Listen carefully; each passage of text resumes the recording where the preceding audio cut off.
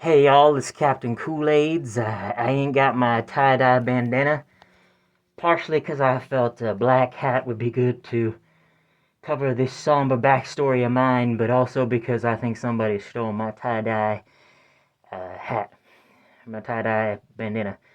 You see, when I was a boy, I didn't know my father. My mother said that he was an incredible fellow with some great powers, but I never met him. And something was always empty, missing for me, so I got into that party and rock and rolling kind of life, and I met a young Freddie Mercury. He was on his South American tour, and we met up in Peru, and we stayed in Peru for a while because there was some orgies there with some fat Peruvian asses. We clapped those cheeks all day and all night. We'd be high as a kite, blowing up like dynamite, and the days turned to weeks, turned to months, and the orgies got bigger and hotter. But then one day, we came down with a little disease known as HIV/AIDS, and we were real scared, and we tried to do some investigating. We found out that Ronald Reagan and the CIA were actually the Kool-AIDZ. They had been distributing AIDS around the world, and so we knew it was intentional.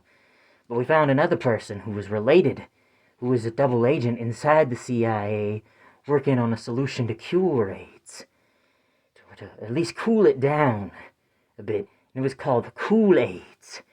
Now, it's not like the Kool-Aid you normally drink, not for most people. It's been diluted thanks to Ronald Reagan and the CIA.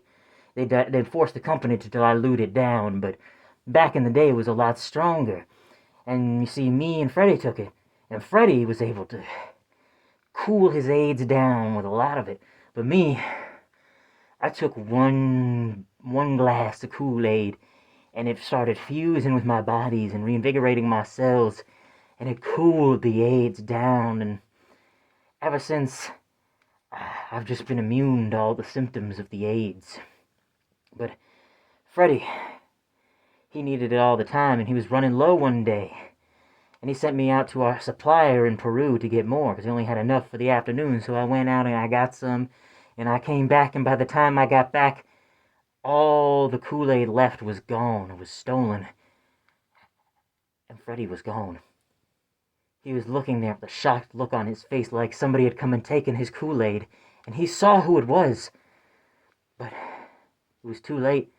He couldn't tell me who, and ever since, I promised him that I would cool all the AIDS of the world. I would develop my own independent Kool-Aid, and I would investigate Ronald Reagan and the CIA, and I would find out who did this to us, who was the agent who came into that orgy, how are they doing this, and I'm going to figure out the perfect Kool-Aid to stop this.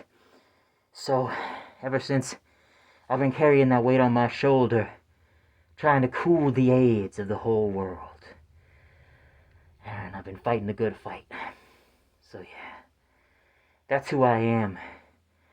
And if anybody wants to come to Actual Mania, trying to spread that AIDS, I'm gonna cool it down, Daddy-o. I'm gonna cool that AIDS down in the name of Freddy.